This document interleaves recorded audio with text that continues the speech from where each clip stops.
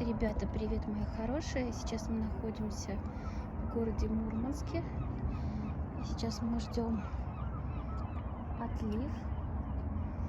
Вот через час вода еще больше уйдет. Вот она ушла достаточно далеко. Метра Полтора метра по высоте. 1,5 метра по высоте. От береговой линии метров 10 отошла. Ну, через час еще отойдет больше. Ну, такая красота. Крик чаек.